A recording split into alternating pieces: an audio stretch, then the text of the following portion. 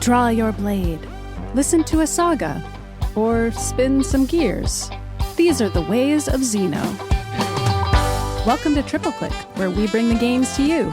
This week, we talk about one of Jason's favorite JRPGs from the late 90s with turn-based combat and a story that will stick with you. It's Xenogears, and the rest of the Xenosaga.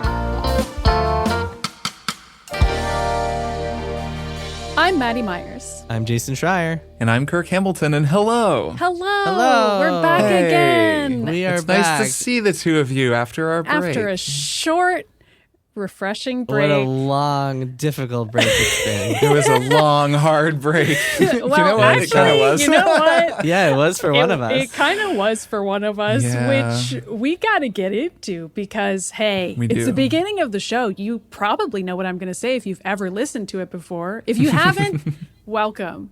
Here's the thing I'm going to say. I'm going to say that we are a podcast that's on Maximum Fun. And I think that's really cool, first of all. And second of all, it means we're listener supported.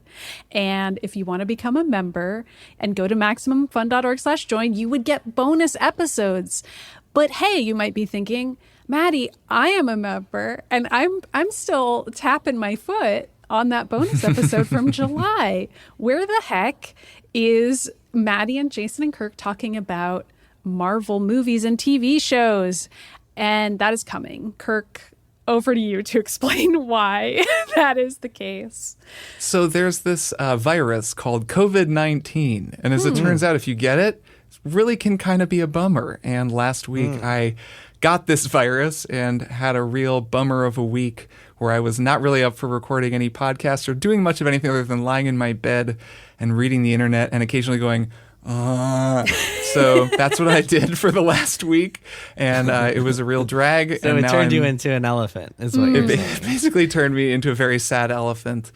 So yeah, I got COVID, and we had to delay recording the MCU Beanscast that we will be recording today, and will be in the feed as you're listening to this episode, probably on Friday. So the day after you're listening to this, it'll be up. Exciting. A lot of triple click this week. Yeah. A lot of triple click this week, and I'm pretty much feeling better. It's still kind of lingering. It's been a really annoying time, but I'm pretty much all there. I may not be at 100% for this episode, but I think I'll be okay. Yeah. Well, you've never been at 100%, Kirk. That's a good point. I'm at even less of a non 100% than usual. Wow. Well, anyway, that bonus is only available to members, so hopefully folks can find it in their hearts and minds to go to MaximumFun.org/join and become members. But let's say you're not a member and you're just in it for the free stuff. Well, this next bit is also relevant to you, which is that our episode, which I believe will be the September 8th episode, if I managed to write this date down correctly, Yes. we will be reading a gamer book. That's right. We know how to read, and we're going to do it in time for that episode. Wow, that is a brag, Maddy. I know, Really it's a huge throwing that brag. out there. But we are gamers, so we're going to read a gamer book for gamers by gamers. It is a novel called Tomorrow and Tomorrow and Tomorrow, a reference to the play that shall not be named. The book is called Tomorrow and Tomorrow and Tomorrow, and it's by Gabrielle Zevin. And all three of us are going to be reading it and discussing Yes. it. And I've heard good things so far, but who knows what the three of us will think. So if you want to read along with a little Triple Click book club, September 8th, try to finish it before then. Okay. I think we should call it a triple read. Triple I like that. read. Triple Sure. read. Triple read. Yeah, because three people are reading it on a podcast Yeah. called Triple Click. Makes sense There to you me. go. It's like a triple play, only Yeah. reading. And then when we watch the Fantastic Four, it'll be a triple Reed Richards. Yep, that's right. Great stuff. So enough preamble.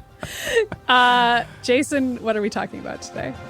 Well, today we are talking about Xenoblade. What is the deal with Xenoblade? This JRPG series with a weird-ass name that seems to have come out of nowhere to become one of Nintendo's tentpole franchises. I thought it was called Xenosaga or perhaps Xenogears. So I was already good interested to question. see that Xenoblade was the title you put into the podcast episode notes today. I don't understand this. Help. That is an interesting. I think by the end of this episode, you will have a deeper understanding of all things Xeno.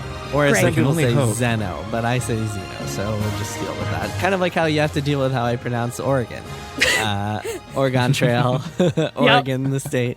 I just switch it up. Or, I mean, people don't know this, but until I was like 18, I used to say that the plumber's name was Mario. And I went to college and I kept calling it Mario, and people kind of talked me into switching to Mario. Yep. But like, when you're a New Peer York pressure. Jew, you say Mario. You say Yeah. Mario. Yeah, no, I think of, Russ Frushtick, Of course, also Russ, a New York famously Jew, of the who says besties, Mario. says I'll always think of Mario. him. Yes.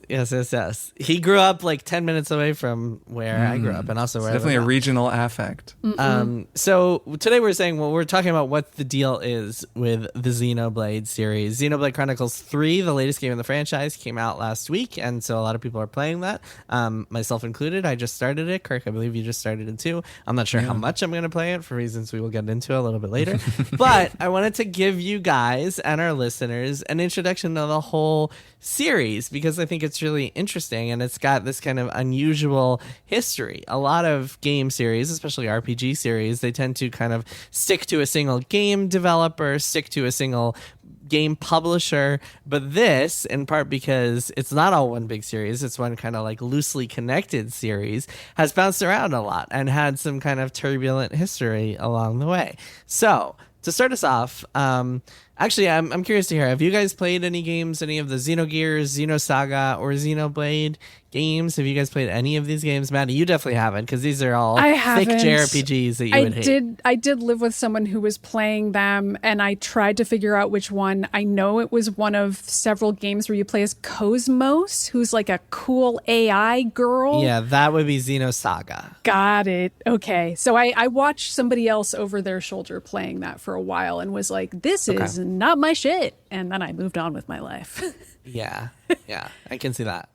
Kirk, how about you? So I've been aware of this series. I was aware of Xenogears, at least. Xenogears, I suppose, depending on how you want to pronounce it.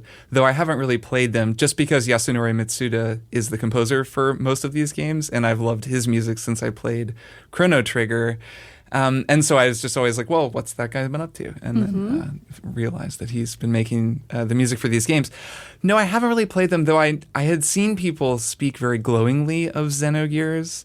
And then I wasn't even really aware that it was part of this broader series. And it sounds to me like as what you're calling Xenoblade is kind of like Final Fantasy. Like it's a long-running fantasy JRPG series. Is that a correct way to describe it? Sort of. I wouldn't. I think it's even more loosely connected. Final Fantasy games are pretty loosely connected. This might even be even more loosely connected to the point where like the Xenoblade games are almost a different genre than the Xenogears and the Xenosaga games. But let's go in chronological order. So I want to introduce you guys to this guy. There's this guy named Tetsuya Takahashi, and Hello, Tetsuya. Nice to meet you. yeah, it's good to meet you. He's not on the show, unfortunately. But we No, are saying I thought hello you to were him introducing because him. I thought what you- if he's listening right now? Jason's swinging his webcam to the side, and there's somebody sitting next to him. Look at Surprise! Who is that? Oh, it's an elderly Japanese gentleman. Oh, hello. That's just a different guy who lives in Jason's house. That's actually not him. I mean, the elderly Japanese man who lives in my attic is actually not named Tetsuya Takahashi. No, totally okay. different name. Right. Anyway, Tetsuya Takahashi is this guy. He is a game developer. He works at Square, not to be the original Square, aka Square Soft, working on games like Final Fantasy VI, which we all know well, and Chrono Trigger. And one day he is kind of tasked with working on a sequel to Chrono Trigger. And so he starts working on this game. And for various reasons, it turns out to be something else entirely. It doesn't turn out to be a sequel to Chrono Trigger. Why is it becoming this game called Xenogears? Now, Xenogears is this like really formative RPG for a lot of people. It came out during the time when Square was really at its peak, coming out with all these fantastic PlayStation games. It came out within the same 3-year period as like Final Fantasy VII, Final Fantasy VIII, Final Fantasy Tactics, like Chrono Cross, all these other incredible games that Square was just releasing constantly. And Xenogears really stood out in a few ways. Here was this game that is kind of it blends sci-fi and fantasy, but leans more heavily towards the sci-fi because it's actually all about giant robots punching each other. And so, very inspired by, what's the name of that anime? Evangelion. Evangelion? Yeah. I say Evangeline. I Well, call it Evangeline. I would recommend not calling it Evangelion around anyone other than the two of us. Right. Probably a large number of our listeners might object to. Or, you know what? Go with that. Just lean into it. Make it like the Oregon situation. You know, just say it's your thing. It could work for it's you. my mispronouncing things. That's just my thing. That's my new shtick is just mispronouncing everything. Great. Anyway, Kirk, Maddy, let's go. Great. So Xenogears, here's this game that is like truly epic. It's like 80 hours long. It's this sprawling story. You play as this guy named Faye who has all these secrets in his past, and he winds up discovering this like possibly cursed mech giant robot that he takes over. And so the game, it's a turn-based RPG with a giant world map. You do a lot of exploring. You do a lot of combat. Some combat and dungeons are done outside of your mech, and it's just like hand-to-hand brawling, and there's like a fighting game-ish system that you actually might appreciate, Maddie, because you have to enter combos and stuff. This is how I know this wasn't the one I watched, is because first of all, you're not playing as Cosmos, and second of all, there's a fighting game part. Would have liked it. Yeah, it's not... that might be pushing it. Like, but at least it's still there's turn-based. some combat, so you know I'm picturing. There are combos. It's combos in the combat. Yeah. So, and then there's also giant mech combats. So sometimes you'll be in these giant robots, and you'll have this like head-to-head gear combat. And it has this incredible story that just like has one twist after another. These epic like battles and warfare and reincarnation and love and all sorts of crazy stuff, to the point where like there's this later in the game you wind up discovering that you're on this kind of like weird sci-fi floating city, and you wind up discovering that the food that everybody eats is actually people, and it's even called Soylent. So that should have been their first clue. This is just one thing after another.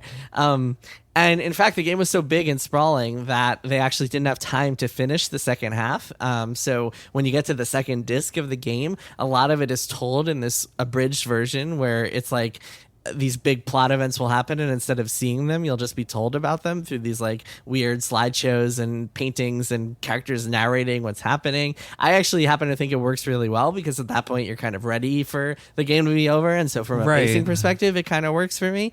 But a lot of people complained about the second half not being finished. But anyway, it's a fantastic game. This is a game that I loved growing up, still love today. One large part is the music, as you mentioned before. Kirk Yasunori Matsuda is the composer of these games, and Xenogears' music is just really top-notch, top tier. So Xenogears came out in 1998, PlayStation 1. At the end, you kill God. So it's a JRPG. Yeah, sure. So Cool. this is a game that like really stood out to me, and unfortunately, none of Takahashi's games following have really lived up. And I've been like playing all these games hoping that they would live up to Xenogears, kind of the expectations, the bar that it set, but sadly none of them have done that, at least for me personally. So after Xenogears, it's Takahashi wound up leaving Square, forming his own company called Monolith Soft. And that's when he started Xenosaga, the games that you are more familiar with, Maddie. Those were actually published by Namco Bandai instead of Square. They were all on the PS2. He actually wanted them to be a 6-part series, and he started them with like episode 1, episode 2, episode 3, with the idea that it would just be 6 episodes. And they were kind of like, it's hard to describe how they connect to Xenogears because there are a lot of weird and subtle ways, but the idea was that it would be both a prequel and a sequel and a successor, and there are a lot of kind of loose connections and then some more straightforward connections. I think his original idea was that Xenogears, the original game, would be episode 5 in the 6-part series, and I'm not exactly clear on what the grand plan was, but it had to be abridged, and so it turned into a trilogy instead of a 6-part series because it just didn't sell well enough to justify the costs. And Xenosaga, sadly, just like you, didn't have enough of an audience of people who wanted to watch Cosmos and crew fight each other. Yeah.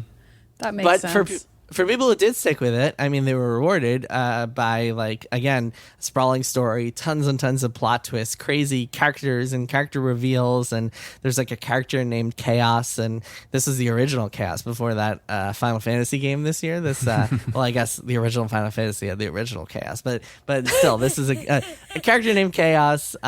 There's all sorts of weird, hilarious stuff in there. Again, weird plot twists, people becoming gods, people turning out to be gods, or angels or demons or whatever else. It's just crazy sci-fi nonsense. Sci-fi plus religious aspects as well. Yes, Which, very exactly. Evangelion, but you've never seen that, so I have not. No. it's fine. You might like it.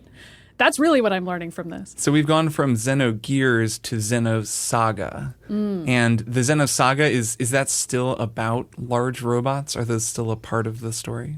It's more hard sci-fi because you're in space. There are robots. You're not piloting giant mechs anymore like you were in Xenogears. Xenogears mostly took place on one planet. This takes place like all across. Like your main base is your spaceship, and you're traveling around to different places and stuff.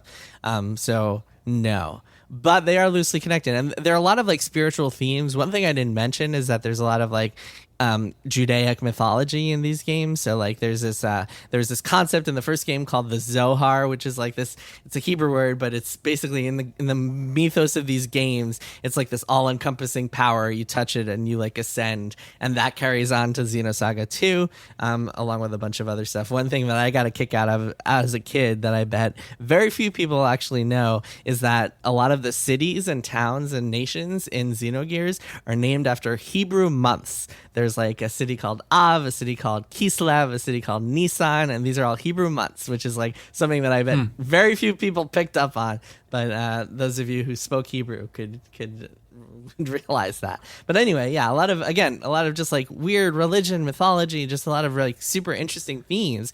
And yeah, it almost felt like sacrilegious at the time. Like a lot of this was, by the way, the Xenogears, when that came out in 1998, it wasn't too far after the time when like Nintendo was censoring games, and like you couldn't put the word God in a game. You couldn't even have alcohol in a game. So this game comes out and it is really pushing boundaries. They're like naked characters in the game. There's a lot of stuff in there that is like you really would not see in games in the 90s a lot, which was also pretty cool for the time. Yeah, this really does sound Evangelion inspired. Yeah, extremely. I think that if I ever watched an Evangelion, I would probably just see tons and tons of parallels. But yeah, again, so Xenosaga. So the 3 games came out. I think they're all pretty strong. Some have better parts than others. The combat system changed over time, and some parts were a little sluggish. The games are way too bloated. There's like way too much filler, way too much dungeon padding. But still, strong games all around. Then something else happens. So Monolith Soft, Takahashi, the way the story goes is that Takahashi had this vision in his head of like people fighting on the top of gods' bodies, and he also wanted to like rebuild morale at his company after Xenosaga like kind of tanked. Nobody bought Xenosaga, so he wanted to rebuild morale. And he comes up with this idea that turns into Xenoblade Chronicles, which is probably the game that you guys are a lot more familiar with than these older ones. So Xenoblade Chronicles comes out for the Wii in 2010. There's a whole massive controversy because it's not planned for the US, and so people have to really fight for it to actually come out here. And eventually, after a lot of fan petitioning and just pushing, they get Nintendo to kind of begrudgingly release it here, which is funny because then it turns into like a massive success and becomes one of Nintendo's like temple franchises now. What was the reasoning there, or was there any stated reasoning for it not coming out in the US originally? Yeah, well, so it's 2010. The Wii is kind of on its way out. So a little bit of context here. The Wii Mania was like 07, 08. That's when everybody and their grandmothers were buying Wiis. But even at the peak of that, software sales and attach rates on the Wii were never really that strong because it was such a casual audience-focused device. Not a lot of people were buying it and like going and playing the new Ubisoft game or even the new Nintendo game. Even like the Zelda games weren't doing quite that well in comparison to how many machines were actually out there. Like the Wii Sports to Xenoblade pipeline just wasn't fully perfected yet. Not quite there. Yeah, exactly. And so that's something like surprising. Xenoblade, which is like massive localization costs because it's so text heavy, and also like wouldn't be able to come out for another year or two. At which point Nintendo would have already been like focusing on its next console, the Wii U. It didn't really make business sense for them, but they made it work. And then I think what wound up happening is that Nintendo of Europe wound up localizing it anyway, so they wound up handling most of the costs, and Nintendo of America just got a free ride. So it worked out nicely for Reggie Fils-Aimé and crew. But yeah, and then it turned out, I don't know if it really sold gangbusters on the Wii, but it certainly sold enough to justify continued games. And then we have like a whole bunch of sequels. So Monolith Soft, which eventually is bought by Nintendo, by the way, I should say. I don't remember exactly when that is. I'll look at them in a sec. But so they have they release Xenoblade Chronicles X, and then that's in 2015 for the Wii U. Then Xenoblade Chronicles 2 in 2017 for the Switch, and now Xenoblade Chronicles 3 in 2022 for the Switch. So Monolith, by the way, was bought by Nintendo in 2007, so it's as Xenoblade 1 was being developed. So my opinions on these games are pretty, I guess, divergent with the mainstream. A lot of people like these games. I really do not. They're very grindy. They're very MMO-like in that a lot of the combat is just kind of watching things unfold, or trying to get in positions, but like still doing auto attacks and then occasionally waiting for your timers to go up. It's very MMO-ish. Like you're waiting for timers and hitting those timers while your character just like whacks a sword at an enemy. They're full of like tedious menial side quests and a lot of slow paced stuff. Maddie, you would hate them. Like I guarantee you will never want to play these games. But people love them. Maybe if they were an anime, because I know this new one has a whole lot of visual novel aspects in it, to put it mildly, or at least so I hear. There's a lot of talking. Well, we'll get to the new one. I want to talk about the new one in a second. But sure. The first one, so just to give my brief impressions, and I don't know if either of you have played around with either of these. No, go for it. The first one, I played a lot of, kind of liked it. At that point, so rewinding a second, one of the reasons that there was so much fervor for bringing Xenoblade to the States back before it was officially announced for localization here, and I believe there was an organization called Operation Rainfall that was like the big petition group. Oh, I remember this. You remember that? Yeah. Operation Rainfall, yes. Wow. So one of the reasons is that it was critically acclaimed. It was seen as like this masterpiece, this JRPG revolution. Like people literally in reviews would call it a revolution for JRPGs. And so playing it with that lens, I was very disappointed. It was just like, this is just a fucking like single player MMO.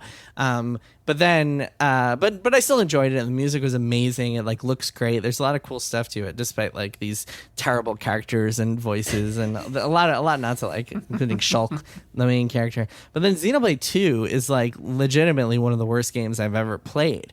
But a lot of people love it, and that has baffled me a little bit. So wait, do you mean Xenoblade X or Xenoblade 2? No, 2. I mean 2. Xenoblade 2. X I never played, actually. Okay, interesting. It's just in there. It's X. It's got an X on it because Jason hasn't played it. X is actually, that's more robots. They had robot to it. It's kind of like a more sci-fi spin-off. But again, I haven't played that one. But 2, I reviewed that for Kotaku, and it's like legit. I reread my review before in preparation for this episode. I really did not like it, and rereading that review just like brought back memories. I was like, oh yeah, God, this game was a mess. My goodness. So we'll link to your review in the show notes so people can read it. I remember when you reviewed it because you angered quite a few people. But to zoom out a little bit before it came out, on these games, and to maybe ask a few questions that people might be wondering. For starters, are these games all sequels to one another? Are they set in the same universe? Do they share characters? How connected are they? Yeah, I think it's a spoiler to say, but I guess it's a spoiler to say what, but the answer is yes. So my understanding is that there's some like twisty stuff at the end of 2 that links into 1 in certain ways. Yeah, so obviously I won't say but that's my understanding. So if you were to play 2, for example, you would automatically be spoiling the end of 1 for yourself, perhaps without realizing you were? I don't know the specifics, but not till the end. I mean, if you start 2 right now, you can play for 100 hours and have no links to 1, because like the characters are totally different. There's nothing connecting it to 1 from the outset, at least. That's what I'm asking. Like, so there may be some things revealed, but the general experience of each game is a discrete experience. Yes, I think so. I don't know about 3, and I don't know how 3 ties into 1 and 2. The sense I've gotten is that it does, but But yeah, that's my understanding here is limited. And I should say I've never finished any of these games. They're like, these are 100-hour games. I remember I reviewed the first one and I reviewed the second one actually, and people were slamming me for not finishing the game. I was like, I played 50 hours of this game, literally. Like, look at my timer on my Switch, 50 hours. If you make me play any more of this, like, I'm going to jump off the Tappan Zee Bridge. Yeah, like the review will become more negative if you play more of it. Exactly. So why is that the request?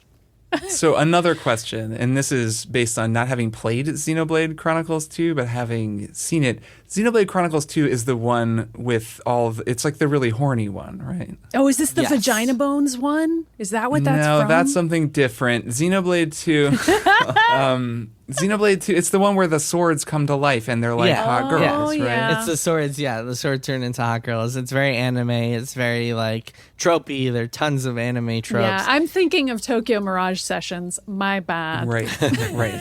And I feel like two of the weapon women from that game have become, are they in Smash? Or they've become like characters, like Nintendo stable characters. Yep. So that's like the enduring legacy of Xenoblade 2, this game that you dislike. It does seem to have, at least in that it had really horny character designs, like the characters are still around, right? They are, yeah. And like I said, I mean, I was an anomaly. A lot of people like this game. I think on Metacritic, it's still in the 80s right now. A lot of people gave it critically acclaimed reviews. And remember, this is a series. Again, this is a series that I don't think I've ever just quite understood, because the first game, people call this masterpiece, this revolution for JRPGs, and that still blows my mind. Like, I just don't understand it. Because to me, I've been looking at all these games being like, please be even a fraction of as good as Xenogears was, but none of them are, sadly. And that's the lens in which I've been looking at these games, as this guy who I think his best work is sadly behind him.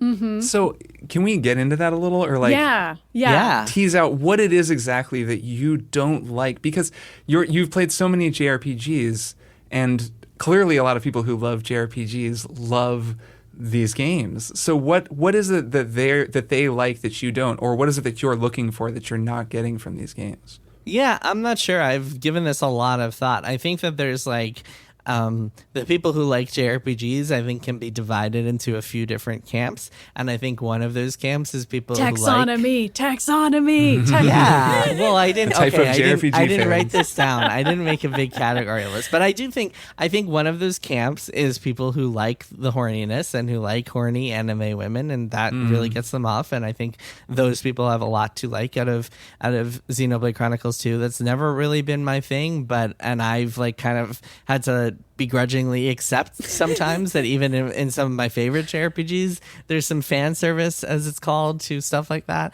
But that's one group. Another group is, I think, people who just like the TDM and don't mind the monotony of just doing endless filler side quests and just watching lists. And we've talked about this before, about the appeal of filling checklists and watching numbers go up and all that stuff. And for me, I need a little bit more illusion than these games offer for that stuff.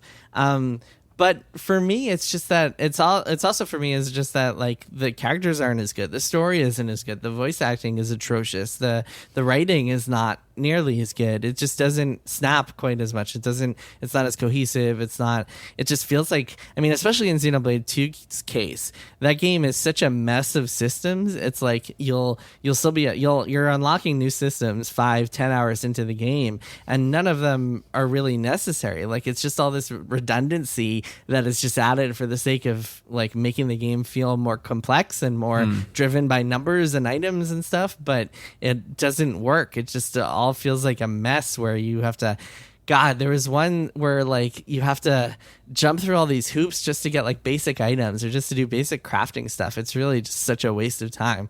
And that's the other thing is I don't appreciate it when games waste my time. I've said this before quite a few times, and there's some JRPGs that do that worse than others, and Xenoblade is especially egregious when it comes to that. So having played a little bit of Xenoblade Chronicles 3, I read the Polygon review of it, which is a lovely, really well-written review, I thought, and very positive, very into the game, and says the story is really cool.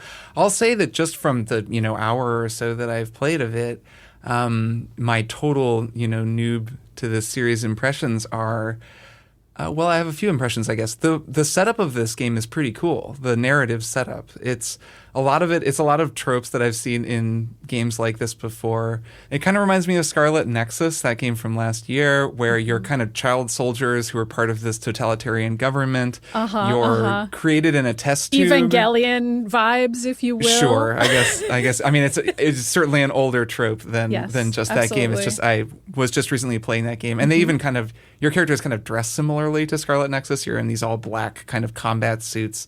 They're all very young and like they look like anime characters.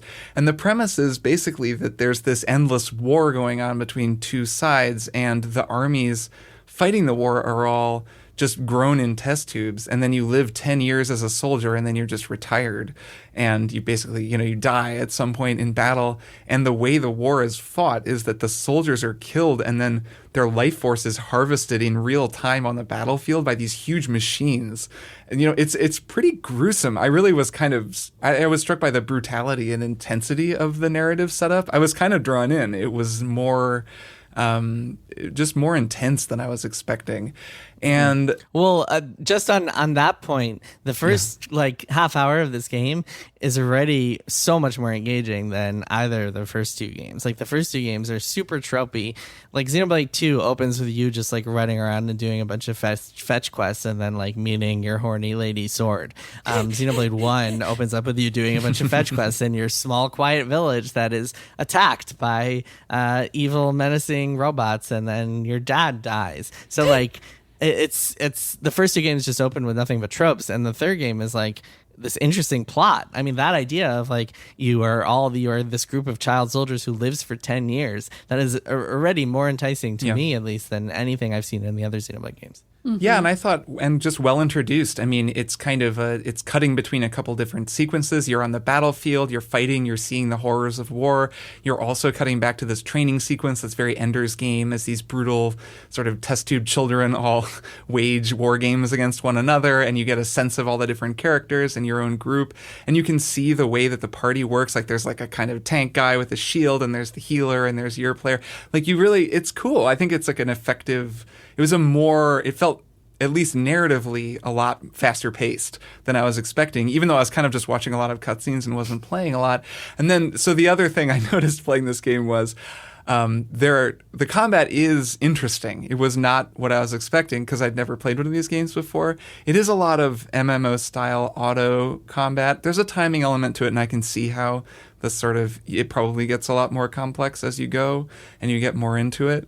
But yeah, it's not the kind of combat that I usually go to games for, though I could see how someone might it's kind of really low requirement in general, especially if you're just grinding. And because it's on Switch, you can just turn the volume down and watch TV and just walk around killing things. And that's probably kind of fun. And the last thing I will say that I noticed is you would probably want to turn the volume down because they repeat lines of dialogue constantly in this game. And I remember that being a complaint from the earlier ones, but I was really struck by it. The minute I started playing, it was just this same 3 lines of dialogue over and over and over again in combat. The kind of combat barks were very repetitive. Yeah, it's insufferable. Kirk, to your previous point, the point before last, I think that if this game is anything like the last two, it actually becomes extremely high effort and high intensity to the point where, if you're not mastering the combat, it can be a real pain in the ass. And the bosses are all bullet sponges. And in fact, the beginning of Xenoblade 3, you fight this boss who you're just you have to really wait a solid 5 minutes for it to go down. And the fact that the first boss in the game is itself a bullet sponge does not bode well for the rest of the combat in this game. That's the thing that worries me most. Do you think it could be a case of a game where the story is really cool and you can just kick it down to easy and kind of blast through it and just get the story? Maybe. I don't know. I'll reserve judgment until I've had more time to play this game, and I will give it more of a chance. I like JRPGs. I want them to succeed. I want this series to be good. I want to enjoy one of these games. I just haven't really yet, unfortunately, and it's too bad. But man, Xenogears, what a game. God, I keep thinking about the music in that game and the way that it cuts, but the different cinematic techniques it uses. It's such a brilliant video game. I just don't know what happened. This is a dangerous question, but do you feel like Xenogears holds up if someone were to play it now. Please don't make me. Maddie, what have you said? What are you doing? I do want to know, though, what Jason thinks. I'm holding up my flashing red alert stop sign. It holds. Okay, so a couple of things. So the text moves really slowly, so you have to play it with an emulator. Like, period. You need fast forward to get through the text, because the text is just like it will drive you insane how slowly it moves, and you can't toggle it to move faster. But hey, 1998. I think it holds up well, despite some finicky stuff with like the isometric angles and like having to do jumping puzzles once in a while and that sort of weird stuff. It does not hold up well if you are not a JRPG fan and you just struggled your way through Suikoden 2. And like, this is a game that's 80 hours long. I mean, part of what I'm asking, though, I'm asking on behalf of the listener, because I know they're not all like me, and some of them might be thinking, well, what about Xenogears? And also, how's the translation? Because that was one of my quibbles with Suikoden.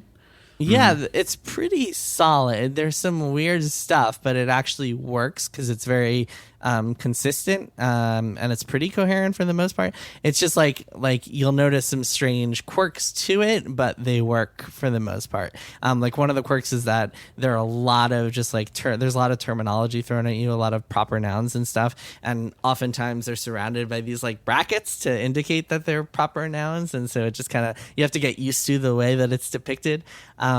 But once you get a hang of it, I mean, it's kind of like opening up a dense like sci-fi or fantasy novel where you have to really like commit to it. I think it's held up pretty well. The music is certainly held up. I think the story holds up. I think most of it holds up. It's just that like you have to be willing to go through a ton of dungeons with random encounters, invisible random encounters, and turn-based combat. And like, Maddie, you should not subject yourself to that. Oh, it's not for me. Of course not. I'm imagining just a version of Jason who would get that story that you liked, but in a more playable package, basically, in the modern day. Because it sounds like what you liked was the story, not necessarily all the other hang-ups. Well, no. In that game, I like everything. I like the combat. Enough. I like the story. I like the way that it's. There's a lot of interesting stuff. You upgrade your gears over time, and like you buy parts for them and stuff, and you can customize them in certain ways. You have to like deal with like. There's a lot of interesting systems in that game that are just because they're built behind more of a traditional turn-based combat than like the MMO style combat, which is just like turn-based combat I think is so much better than like MMO style Xenoblade combat. There's a lot more interesting strategy and just like more interesting decisions you can make.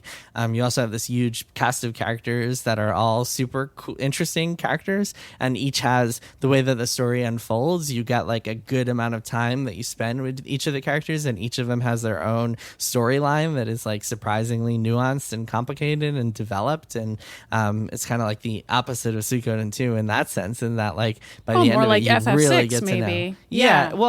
Well, even no more. It's more in depth. The characters are a lot deeper than FF6, and you can definitely see some of the lineage there in terms of it being an ensemble party, because it is very much an ensemble party. But yeah, there's just like a lot of good stuff to that game, a lot of meat to it, and I think it does hold up well. It's just like it's a big commitment. That's what I would say. It's a big time commitment, but all these games are, and I think that like people who are curious about the series, I don't know. I'm hoping to give Xenoblade 3 a chance and stick with it. But I wish Xenogears was like playable on the Switch in like a remastered version. That'd be pretty cool. I think you should just watch Evangelion. That's my take on all of this. I think it'll really scratch your itch. Like, I'm not kidding. That you should. I actually do think you should watch it. Yeah, I know you're not a huge anime fan, but if you're going to watch one anime, that's pretty much the one to watch. It kind of seems like that's the one. How do I watch it? On Netflix. Are there like a billion different versions? It's on Netflix. It's on Netflix. No, I just watch it. I just go to Netflix and I type in Evangelion. Yeah, you go to netflix.com and you put in Jay Schreier, whatever your email is, and then your password, which we all know is Suikoden 2 forever with a 4. With the 4 as a number. Yeah. And then check out Evangelion. It's pretty cool. It's a cool anime. Okay. Weird ending. I won't spoil it. Okay. But yeah, I mean, I do think that, like, to be fair, to give some credit to the Xenoblade series, I think if you stick with them, you're rewarded with some, like, really interesting themes and story beats. I think for me, the characters have just been so insufferable that I've had a hard time sticking with them, but I think they do explore some interesting ideas. But yeah, Shulk in the first game and then Rex in the second game are just such terrible main characters that it's really hard to, like, get a lot of commitment to them, as opposed to some of the characters in Xenogears or even Xenosaga. Xenosaga Cosmos is a pretty badass main character, and well, she's one of the main characters. The scientist who like works with her is also the main character. Also a series that has had pretty good strong female protagonists over the years, I would say. That's another strength of Xenogears, is that it has a really good female kind of starring co-star alongside the main guy you play as. But anyway, so that's the Xeno series. That's what the deal is with them. Maddy, now that you've listened to this explanation, now do you have a deeper understanding of all things Xeno? I do. Finally, now I know. Good. I don't have to play any of them. Excellent. Feels great. All right, let's take a break and then we will be back with one more thing.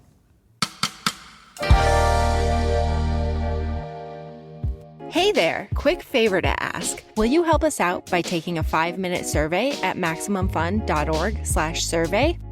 As you know, most of the support for Max Fun comes directly from folks like you, but many of our shows and our network also rely on limited advertising for some revenue. This survey helps us attract advertisers that are a good fit for the audiences of our shows, and it helps many of our hosts secure a bit of extra income. It should only take a few minutes to complete, and you'll get a discount at Max Fun Store when you do. That's MaximumFun.org/survey. Thanks. I'm Lisa Hannawalt. And I'm Emily Heller. 9 years ago, we started a podcast to try and learn something new every episode. Things have gone a little off the rails since then. Tune in to hear about Low-stakes neighborhood drama, gardening, the sordid, nasty underbelly of the horse girl lifestyle, hot sauce, addiction to TV, and sweaty takes on celebrity culture. and the weirdest, grossest stuff you can find on wikipedia.org. We'll read all of it, no matter how gross. There's something for everyone on our podcast, Baby Geniuses. Hosted by us, two horny adult idiots. Hang out with us as we try and fail to retain any knowledge at all. Every other week on Maximum Fun. And we are back. Kirk, Maddy, it is time for one more thing. Kirk, you played the cat game. Take us away. I did. I've, as I mentioned, been just sort of lying down for the past week, and that's a pretty... It's a pretty good time to play video games, specifically on my Steam Deck. And one of the games that I've been playing is Stray, a game that everyone was talking about a couple of weeks ago, and I just played and wanted to say that I think is really cool. I haven't quite finished it yet, but I'm pretty far in it, and it's a neat game. Have either of you played Stray? Not yet. No, I would like to. No interest. I have interest. Jason, I know, has zero. I believe it was zero interest, is Yeah. how Jason described it to us when we first mentioned it. I just don't like cats. Sorry to all you cat people out there. Wow. Maddie, Sorry, however, Maddy, I'm sorry. just judging by Maddie's Instagram, I'm going to say that Maddie does like cats. I'm And getting over this bombshell where Jason also, doesn't like cats. also the look of horror Sorry. on Maddie's face right now tells me that she likes cats. I don't know how to react to this at I'm just all. a dog person. I love dogs. I love dogs and cats. I refuse to claim a personage in that battle. But Yeah. regardless, I haven't played Stray yet. I've been actually playing something else for work that I'll maybe talk about in a couple weeks. But I would like to play it. Go on. So yeah, I am a dog person as well. I've never actually owned a cat, though I had cats. I guess my family had cats growing up, but I like cats. They're cool. And I like this game. I think it's got a really amazing cat in it. That's the thing that's the most remarkable about it. So Stray is made by a studio called Blue 12, a small indie studio. It's out on PlayStation platforms and Windows. You play as a cat, an orange tabby, just a normal-ass cat in a sort of not normal setting. It at first just looks like you're kind of exploring caves or I guess through the sewers with your cat friends, and then you take a wrong step and you fall, and then it turns out you're actually in it's unclear, but what appears to be a post-human world, if not post-apocalyptic. Post-human, there are no humans around, and you're in this kind of buried city full of robots, and you befriend one robot that lets you talk to the other robots, and then you kind of go on an adventure to try to get back to the surface, and you also just learn a lot about what happened in this world. You learn some things, and some things I think are left mysterious. So it's basically just an adventure game. I mean, it's you're mostly just platforming and trying to solve puzzles. There's some light combat. There's some chase sequences where these weird little things chase you around. But mostly you're just being a cat, and that's really the game's greatest strength. I think it's remarkable how realistic this cat moves. It really jumps up onto things just like a cat does. It kind of pours itself around the environment, this cat, in a way that's just very believable. And it's been the most remarkable thing about the game to me, is just how, you're in control of the cat, but you can't just jump around and do a lot of, weird, goofy looking stuff. Like, the cat is pretty, you don't have total control at all times. Like, the jumps are prompts. You'll look up at a table and you'll see a jump button appear on it, and then you press and the cat perfectly jumps onto the table. So it's not like the cat always looks very elegant and graceful in that way that cats do, but they just give you a lot of fun environmental prompts. You'll walk up to a rug and you can then press the triggers on the rug, and the cat will kind of knead the rug and do the, cat kneading thing. Or you can sort of snuggle up with robots or go to sleep with them, which is all very charming. And yeah, I just, I don't have a ton of deep thoughts on it. It's not really that kind of game, but I'm impressed by it. I think it's really beautiful looking and so well animated and well conceived. It feels like it didn't really bite off more than it can chew. At least the amount that I've played. I gather I don't have a lot left. I think it's only like 5 hours long.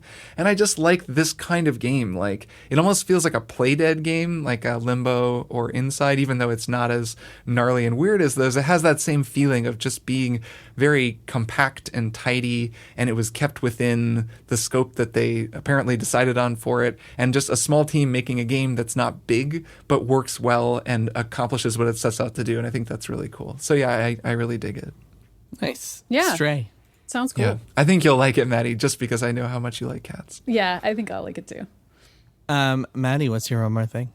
So mine is a movie, which is an adaptation of the Stephen King book that I made my one more thing a few weeks back.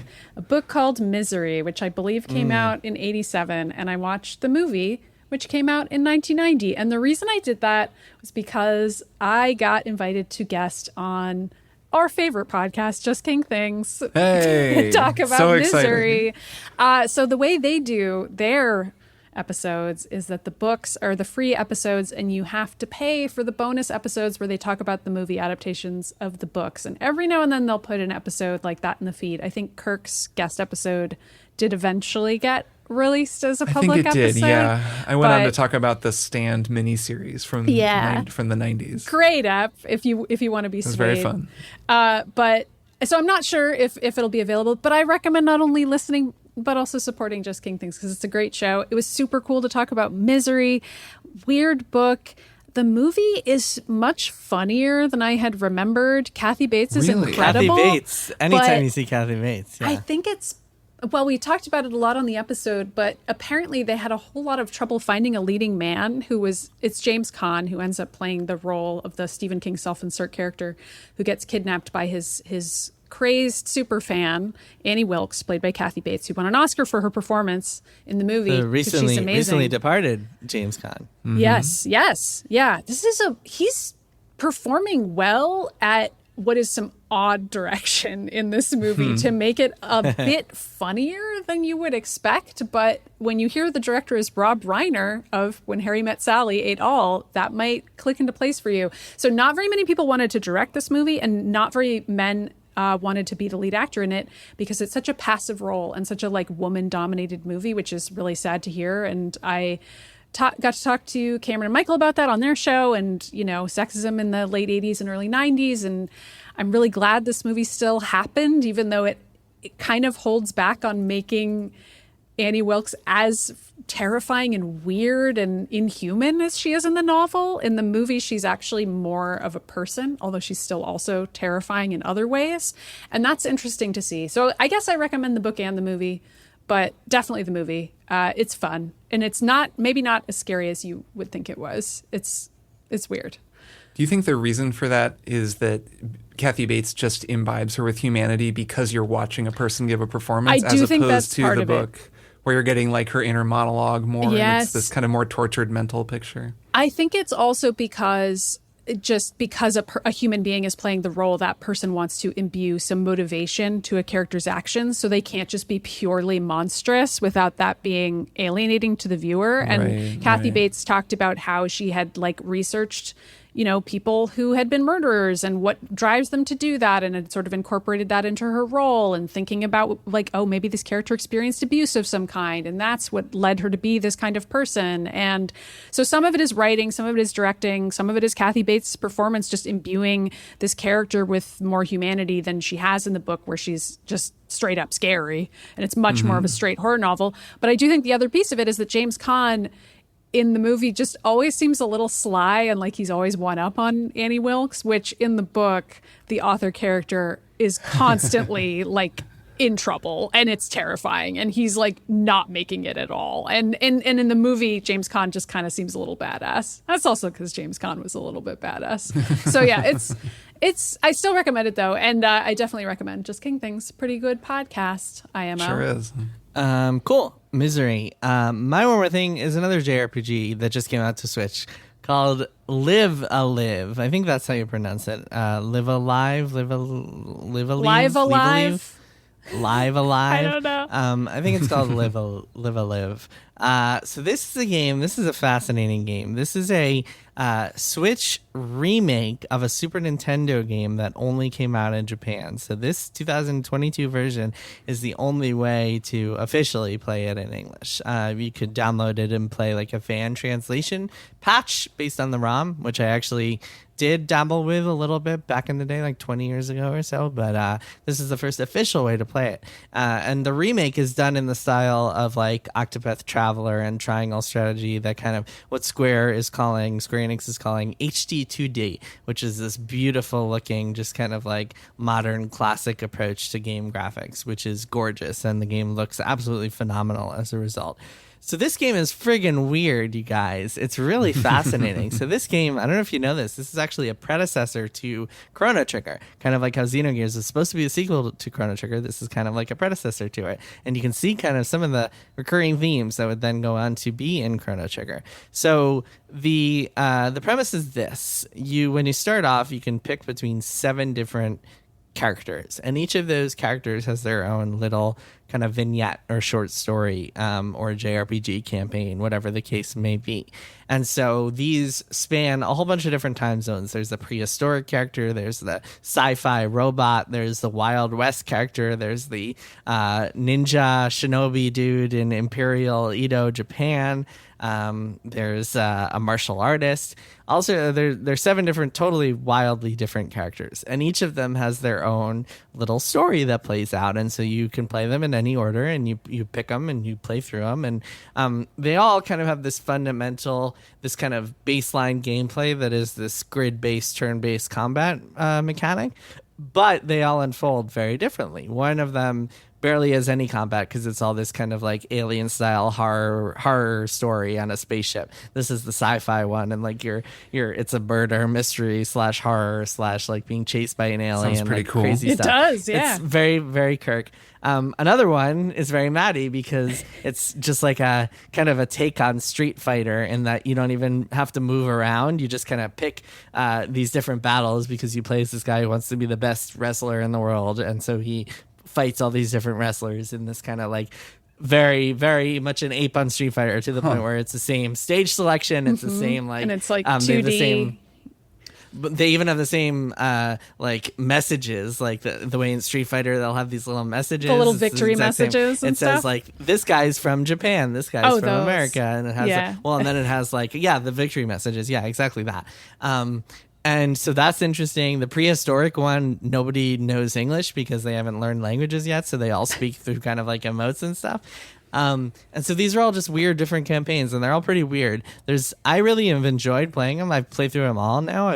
Spent a bunch of time with this game, and I've really enjoyed it. There's a certain amount of tedium that you have to expect here because it is a JRPG from the 90s, and unfortunately there is some backtracking, some tedious unnecessary combat. But anyway, then once you beat them all, you get this new campaign that's like another crazy campaign, and I won't spoil exactly what it is, but basically it has a plot twist that just kind of ties everything together. And then once you beat that, you go on to a final campaign where you can put all of the 7 party members, or all the 8 party members, whatever it is, together, and you can form a party with them, and you carry on any items and weapons and stuff you got in the first time you played as them, and then you make this Uber JRPG party, and then you explore this brand new world that's full of side quests and secrets and stuff, and adds a whole bunch of more time to the game.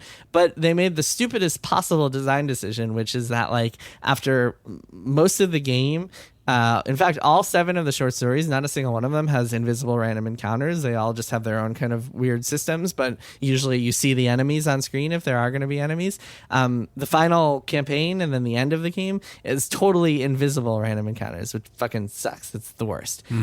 So it has added to the whole level of TDM by exponentially, and really soured me on the end of the game, unfortunately. But aside from that, it's really a weird experience and just a cool game overall. It's really weird that it came out today, weird that they remade it, weird that they released it in the US for the first time ever. Just everything about it is very weird, and there's a lot of just weird dialogue, a lot of stuff that you wouldn't expect to see from a Nintendo game, foul mouth stuff, fart jokes, just weird shit. It's just such a strange experience. Very, very weird game.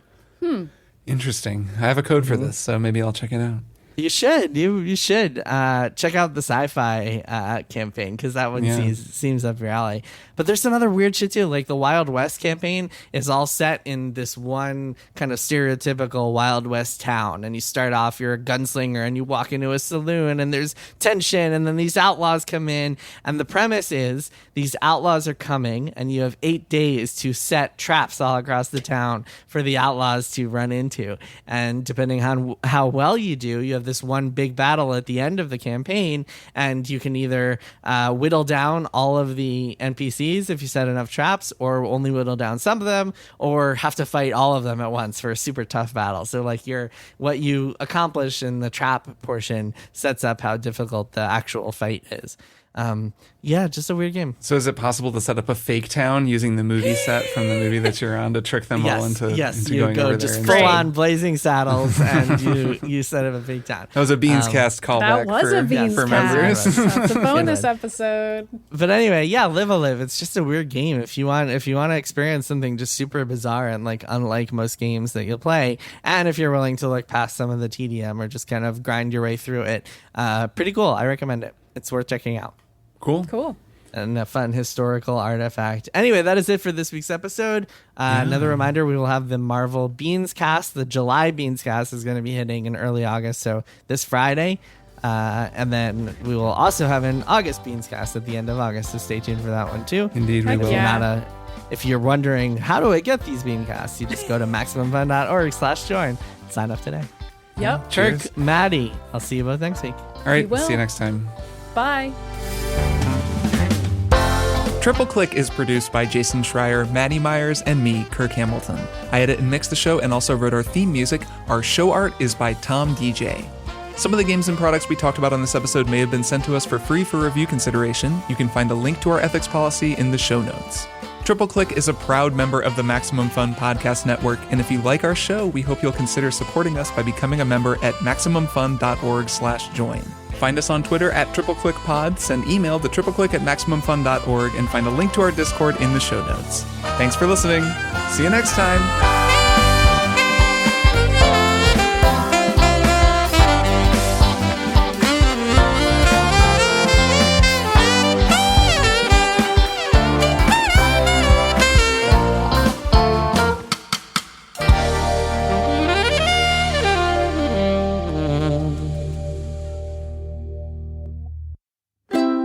MaximumFun.org.